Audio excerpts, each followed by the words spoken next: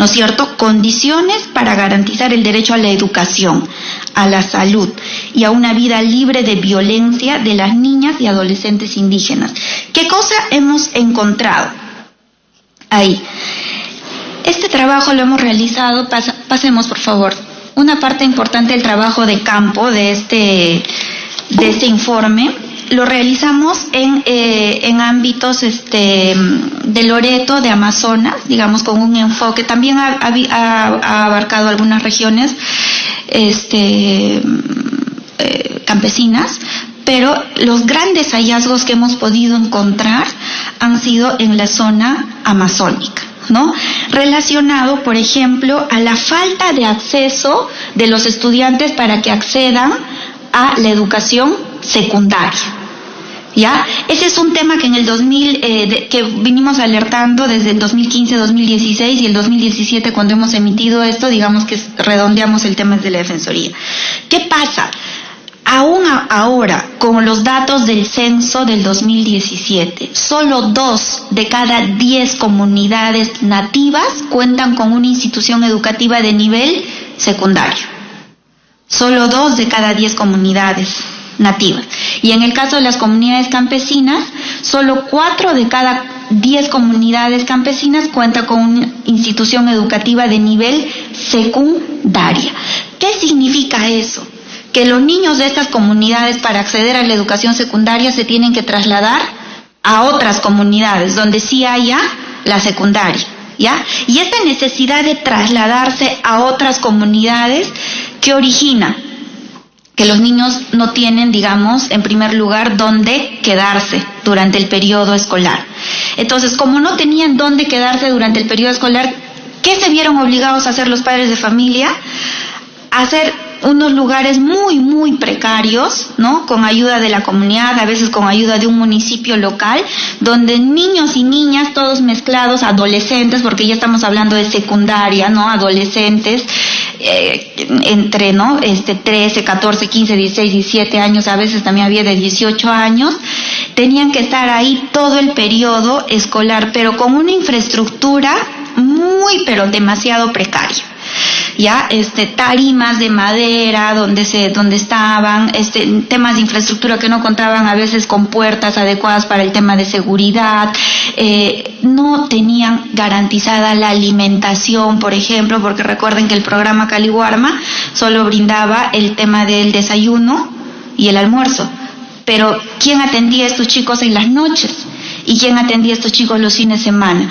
Incluso se encontró aprovechamiento sexual de algunos malos integrantes de los lugares donde ellos se quedaban por necesidad, ya, a estos menores. Entonces fue una situación bien precaria la que se encontró en esa supervisión, y luego de esto la Defensoría logró conversar con las entidades del Estado. Se conversó en su momento con el Ministerio de Educación y se originó, ¿no es cierto?, una directiva donde se hace cargo ya el Estado de estas residencias, porque hasta nuestra supervisión nadie se hacía cargo de estos chicos durante el año escolar. O sea, ellos vivían solos, sin acompañante de padres, sin acompañante de un tutor, de un personal administrativo que pueda velar por ellos.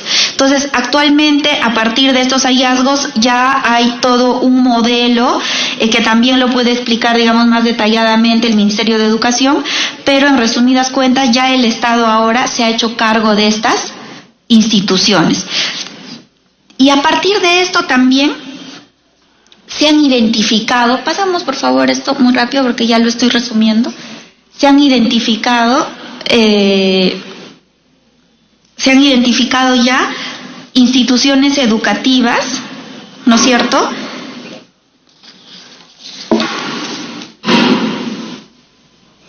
se han identificado hasta la fecha 186 instituciones educativas que deben contar con secundaria y residencia estudiantil. ¿Ya?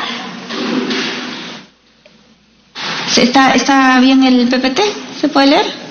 Bueno, en verdad las letras son chiquitas. Sí, pasemos, por favor. No, estaba bien, creo, el anterior. Decreto Supremo 006 decía, ¿no? Ya, está bien. Entonces ahí. Entonces, ¿cuál es uno de los avances de este trabajo? ¿No? Como les decíamos, nadie se hacía cargo de estos modelos. Ahora ya hay un modelo y además se le recomendó al Ministerio de Educación que puede identificar a nivel nacional cuáles eran los centros educativos de nivel secundario que necesitaban contar con una residencia, ¿no? Al respecto, nos informaron que se han identificado 186 instituciones educativas con residencia estudiantil en el marco de la política de educación rural. De estas instituciones, la mitad de ellas tienen estudiantes bilingües, ¿no? Por lo que es necesario incorporarlos al registro de instituciones EIB. ¿Ya? Entonces, ahí para ellos hace falta que todas estas instituciones, además otro logro que pudimos realizar es, se hicieron diversas gestiones con Caliwarma para que Caliwarma pueda cambiar su norma, ¿no? Esa fue una recomendación también de la Defensoría para que pueda dotar en los lugares donde se necesite alimentación completa. Es decir, en las mañanas, en el almuerzo, en la cena y los fines de semana, ¿no? Porque recordemos nuevamente, estos chicos tienen que estar fuera de sus comunidades, fuera de sus familias, durante el periodo escolar. Entonces ahí había necesidad de que también se pueda proporcionar esta alimentación completa. Esta norma ha salido, se ha modificado la norma de Caliwarma el año pasado, se hizo una fuerte incidencia institucional, se contó también con el respaldo del Ministerio de Educación, quienes ellos han gestionado también durísimo este tema, ¿no? Y el Ministerio de Justicia también en su momento apoyó con las gestiones, el Ministerio de Cultura también en una mesa y bueno, a nivel de una articulación intersectorial que debe darse, se ha hecho, pero está pendiente todavía su implementación. Ya, de nada nos sirve, que podamos emitir las normas si el Estado no da un presupuesto adecuado para que estas normas puedan ser implementadas. Entonces, se había informado que iba a haber un número de residencias que iban a contar con el programa Caliwarma completo este año. Eso nos falta supervisar desde la Defensoría. La Defensoría tiene que supervisar todavía cuántas residencias efectivamente ahora están recibiendo esta alimentación completa, ¿ya? Y cuánto de presupuesto el Estado está dando para cumplir con esta su obligación, ahora sí ya normativa, garantizando no solo el derecho al acceso a la educación, porque es parte de todo esto, sino el derecho a la alimentación también, y el derecho incluso a la integridad de estos menores, ¿no es cierto? Otro tema que se logró después de este informe fue el tema de mesas de trabajo a nivel intersectorial, ¿no? Donde se ha abordado la problemática de las residencias estudiantiles, tanto para el acceso como para la culminación de las menores y los menores. Porque ¿qué pasa? Como tienen que salir de sus comunidades, hay muchas menores, sobre todo mujeres, a las que no les mandan sus familias para la educación secundaria. ¿Ya? Entonces, ese es un tema que tiene que superar el Estado. Entonces, ¿cómo hay otra necesidad? ¿Cómo los trasladas? A veces el tema del recurso económico es tan precario que no hay ni siquiera para trasladar a los menores, ¿no? Entonces, hay algunos aspectos como rutas solidarias, ¿no? Que se han ido avanzando, pero también hay necesidad de incrementar. Tanto es así que a veces el acceso y la permanencia afecta más a las mujeres, que por ejemplo, acá les doy un dato. De acuerdo al censo 2017, menos del 40% de mujeres que habla una lengua indígena alcanzó el nivel de secundaria. O sea, que no hayan suficientes, en pocas palabras, que no hayan suficientes escuelas de educación secundaria, ¿afecta a quién afecta más? A las mujeres. Porque son a las principales, a ellas a las que se deja de enviar. ¿Por qué? Porque sus papás también tienen miedo de que les pase algo en el colegio, porque están lejos de sus comunidades, de que les pase algo en el camino, etcétera. Ya me están marcando la hora. Hay otro tema muy importante que quisiera comentarles. Esta supervisión del informe que hicimos en el 2017 también evidenció un tema muy preocupante, el tema de la violencia sexual al interior de las instituciones educativas. ¿Ya? Lamentablemente en la zona de Amazonas encontramos hasta permisividad con este tema, ¿ya? En perjuicio de las estudiantes. Ahí la Defensoría está persistiendo a todo nivel para que la integridad pueda ser garantizada. No es posible que habiendo denuncias a la UGEL, más de 200 denuncias en la DRE Amazonas, entre el 2012 al 2017, un grueso de estas denuncias fueron prescritas, ¿no es cierto? Se prescribió, es decir, no lo tramitaron, y esos potenciales docentes que vulneran gravemente estos derechos siguen trabajando. ¿Ya? ¿Por qué? Por falta de recursos, por falta de capacidades, por falta de competencias, más profesionales en la SUGEL para sancionarlos. ¿Ya? Por eso es que hemos solicitado también desde la Defensoría del Pueblo que el Ministerio de Educación pueda fortalecer esas capacidades y acompañar esos temas de sanción para finalmente separar estos malos elementos y que ya no haya temor de que los padres manden a sus hijos para la culminación del tema educativo. Pasamos por favor, un tema muy importante que hemos venido supervisando a nivel ya de la gestión en los últimos años pasamos por favor más rápido porque ya lo hemos ido resumiendo esto, en el eje 3, ¿no? Donde dice formación inicial y servicio docente. Ahí, ¿qué cosa hemos identificado durante el 2018 desde la Defensoría del Pueblo? Una reducción importante del presupuesto para la educación intercultural bilingüe. Ahí le pedimos al Ministerio de Educación que nos pueda alcanzar, porque nosotros a través de una supervisión, digamos, a las plataformas económicas que hay en los portales, identificamos reducciones. Pedimos información al Ministerio de Educación. Y en efecto ellos nos informaron que se había reducido el presupuesto, pero que esta reducción de presupuesto era solamente una reducción inicial, o sea, a principio de año, y que el resto del año se iba a ir completando el presupuesto. Pero ¿qué hemos identificado ya que se ha podido concretar de esta supervisión? Esta reducción de presupuesto, pasamos por favor, ha afectado una de las estrategias de la EIB, que es el acompañamiento pedagógico. Y en efecto, ¿no? En el acompañamiento pedagógico, por ejemplo, en el 2017, con un mayor presupuesto, se había identificado un número de acompañantes de 1.219. Y en el 2018 se ha identificado solamente 769. Docentes acompañados 5.296, cuando en el 2017 los docentes acompañados eran más de 9.000. ¿No? Entonces ha habido una reducción importante. De un 21% que estaba el acompañamiento pedagógico en el 2016, a este año nos han informado que solamente estaban en un 10%.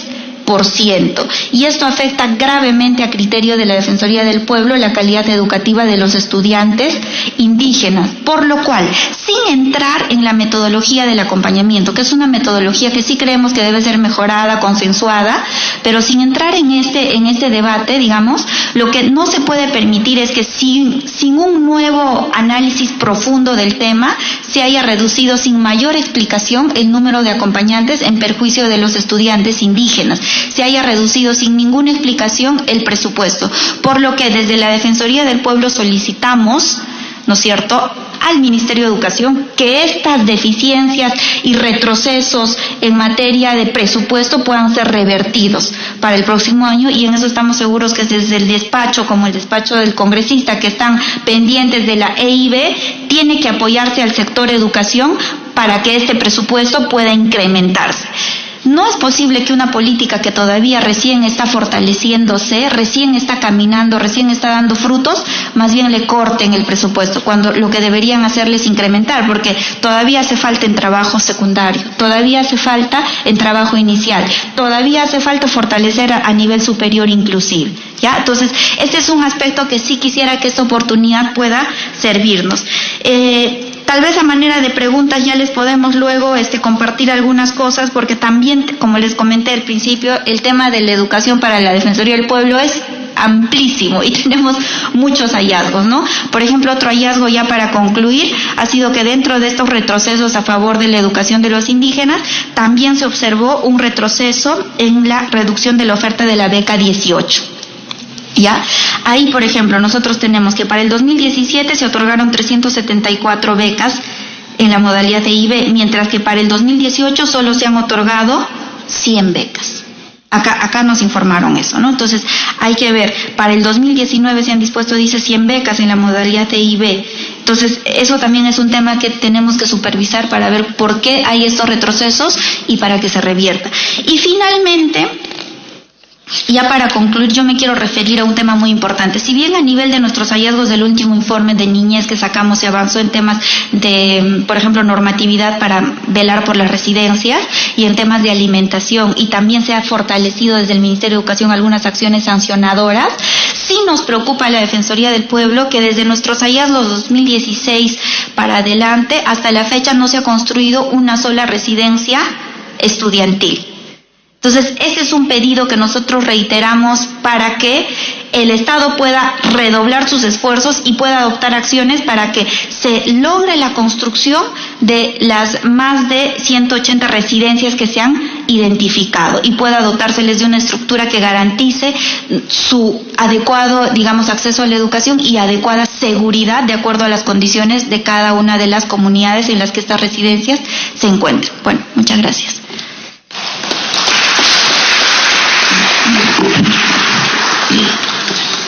Fue la participación de la doctora Nelly Herminia Edo Rueda, jefa del programa de pueblos indígenas de la Defensoría del Pueblo. Ponencia, resultados de la supervisión de instituciones educativas E y B. Indicar también que ustedes han recibido en su carpeta de trabajo una compilación de normas de educación intercultural bilingüe en el Perú. El mismo que ha sido trabajado en conjunto con el Ministerio de Educación, la Dirección de la DIGIVIRA, el Ministerio de Cultura, el Viceministerio de Interculturalidad y los aportes de la Dirección Desconcentrada de Cultura de Cusco. Ahí van a ver una gran cantidad de normas, leyes, decretos supremos, resoluciones supremas, resoluciones ministeriales, viceministeriales, de Secretaría General, directorales y algunas publicaciones en lo que se refiere al ámbito de la educación bilingüe e intercultural, y son las que pueden hacernos notar que a nivel del sector de educación y a nivel del Estado peruano estamos avanzando en políticas y lineamientos de política en lo que es la educación intercultural bilingüe. Para ir avanzando, entonces, tenemos pasos caminados, tenemos muchas acciones realizadas a favor, y todos ustedes, todos los que estamos acá, sintiendo un poquito el frío y sentimos que estamos, el tema de estar un poco estáticos sentados, sin embargo, en este espacio que es netamente más académico, la vez pasada sí interactuamos, fue un espacio mucho más de encuentro, sin embargo, es importante llegar a concluir, es importante llegar a juntos seguir desarrollando y construyendo el conocimiento a través de este diálogo que hemos estado teniendo. En esta oportunidad, entonces, vamos a tener la presentación del sector que lidera este proceso y que es el que ha mostrado los avances en la implementación de la política de educación intercultural bilingüe a nivel nacional. Vamos a tener en primera instancia el saludo y la presentación de la doctora Ana Patricia Andrade Pacora, viceministra de Gestión Pedagógica del Ministerio de Educación, en representación de la ministra de Educación. La recibimos con fuertes palmas.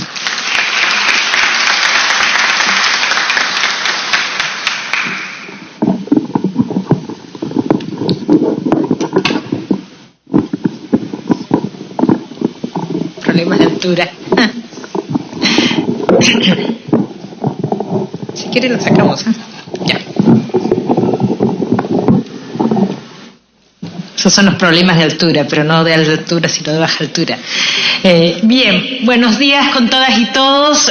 Congresista Ochoa, agradeciendo mucho esta invitación y este espacio.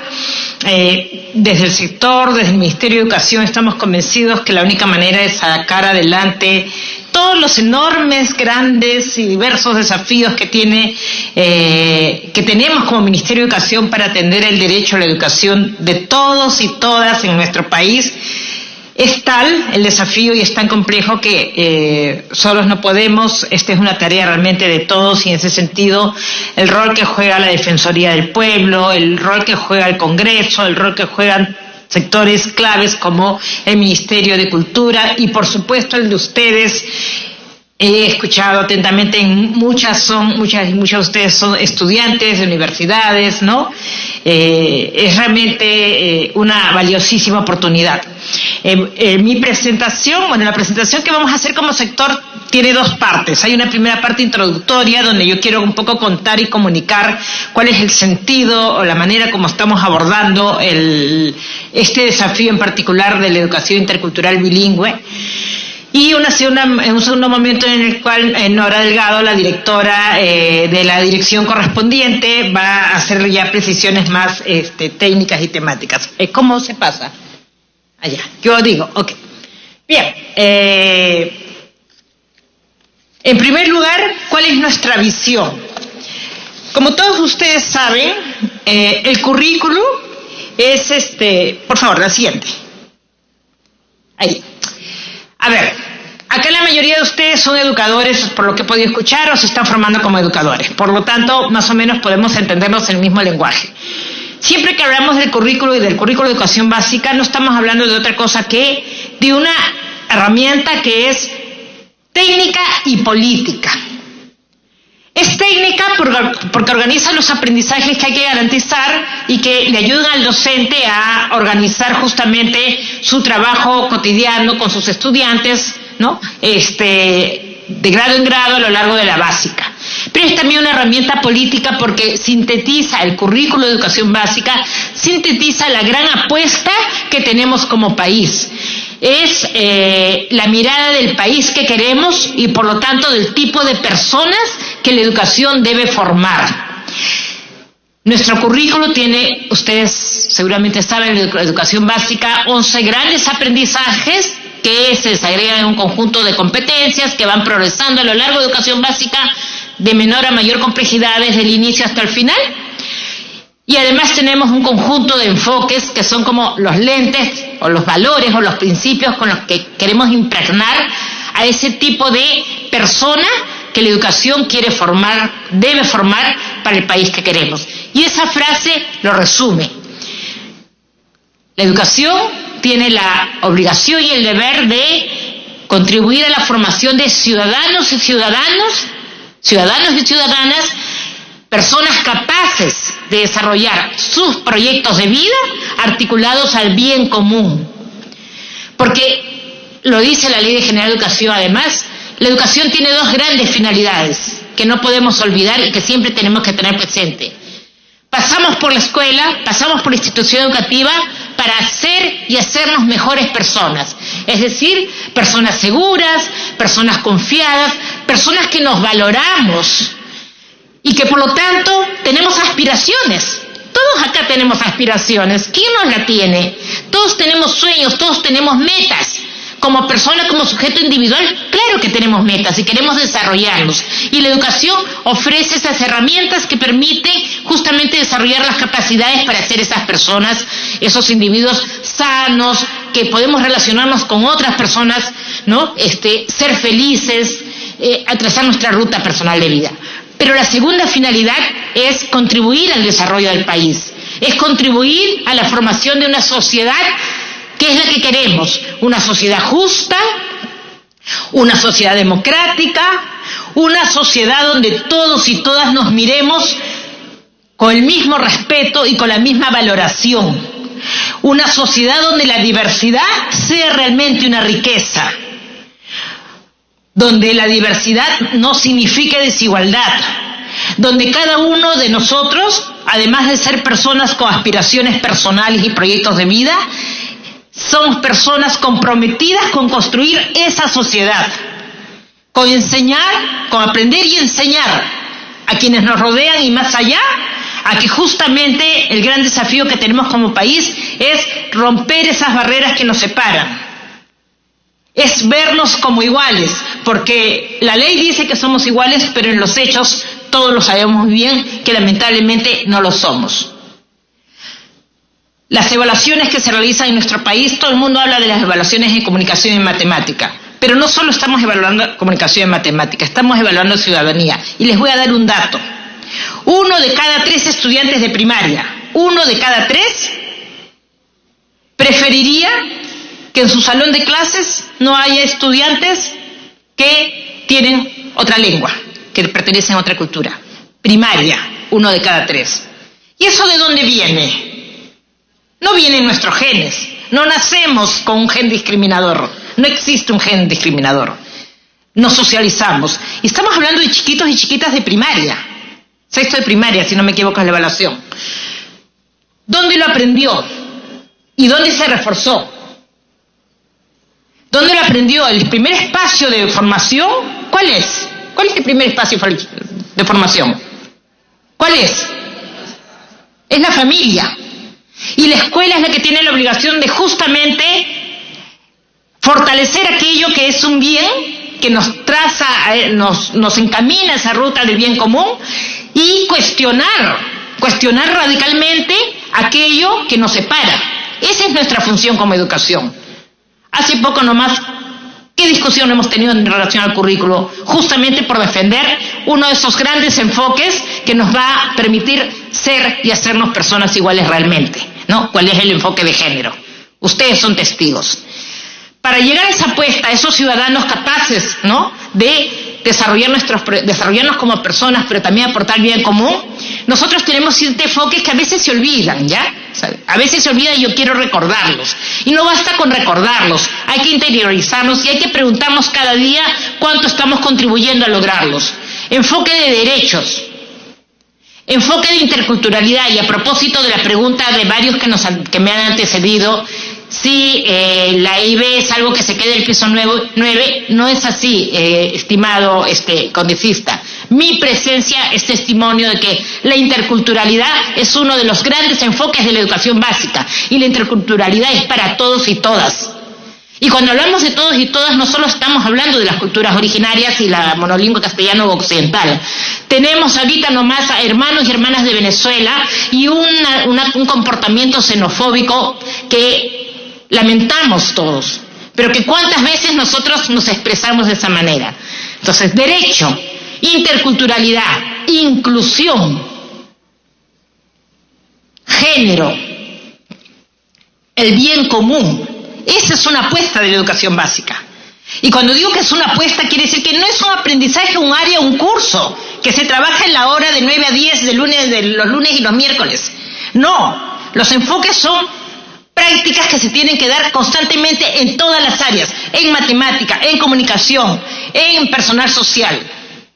Entonces, derecho, interculturalidad, inclusión, orientación al bien común, el ambiente, el cuidado del ambiente, la búsqueda de la excelencia, porque sí, tenemos que aprender a hacer mejor las cosas que hacemos. Tenemos que ser más eficientes, por supuesto. La eficiencia no es una mala palabra. Justamente si queremos responder a los desafíos que nos acaban de recordar la Defensoría del Pueblo, el congresista, es que tenemos que ser muy eficientes en las cosas que hacemos. Por lo tanto, la búsqueda de la excelencia es excelente. Y ahorita se me queda un 7º enfoque que seguramente ya me acordaré. A ver, derecho, inclusión, interculturalidad, género, ambiente, búsqueda del bien común y búsqueda de la excelencia. Ahí están los 7 enfoques. Eso es nuestro desafío y en eso consiste la educación básica. A lo largo de todos los aprendizajes, la formación del docente, los materiales educativos, la manera como se construye la escuela, todo eso confluye para trabajar estos 7 enfoques que nos permitan lograr esos ciudadanos y ciudadanas. Y eso, por favor, la siguiente, es para todos y todas. Nadie debe estar excluido. Y entonces uno se pregunta, y bueno, ¿y cómo hacemos para lograrlo? Para lograrlo, lo primero que tenemos que hacer es asegurar que todos y todas estén adentro, que podamos entregar los servicios educativos a cada uno de nuestros hermanos y hermanas, de nuestros niños, niñas y adolescentes. Así estén en el último rincón de nuestro país. Por lo tanto, tenemos que también romper esta estructura muy rígida que tiene el sistema educativo e ir a la construcción de modelos diversificados que permitan llegar a todos y todas. Y algunos de esos todos y todas son justamente los 55 pueblos originarios, y ahí sí voy entrando en lo específico. Pero yo quería plantear este gran marco porque no es una apuesta solo para un grupo o para una élite como se ha venido dando, es para todos y todas. Tenemos que pensar en todos y todas, y esa es parte pues de la complejidad de gestionar el sistema educativo. Tenemos 55 pueblos originarios, 48 lenguas originarias, 4 andinas y 44 amazónicas. Pequeño detalle, Muchas veces cuando hablamos del originario pensamos en lo andino, y con todo el respeto de lo andino y del quechua y del aymara, nos olvidamos de nuestros pueblos amazónicos. Yo me pregunto cuánto los propios hermanos y hermanos quechuas, aymaras, defienden el derecho de los pueblos amazónicos. Siempre andamos olvidándonos del otro. Por eso este tema de los 7 enfoques nos cuestiona y nos deben cuestionar en nuestra vida cotidiana. Y tenemos 1.239.389 estudiantes que están hoy por hoy recibiendo una educación intercultural bilingüe. Seguramente un servicio de educación intercultural bilingüe todavía incompleto, todavía con falencias, como muy bien nos lo han reportado y nos lo recuerdan.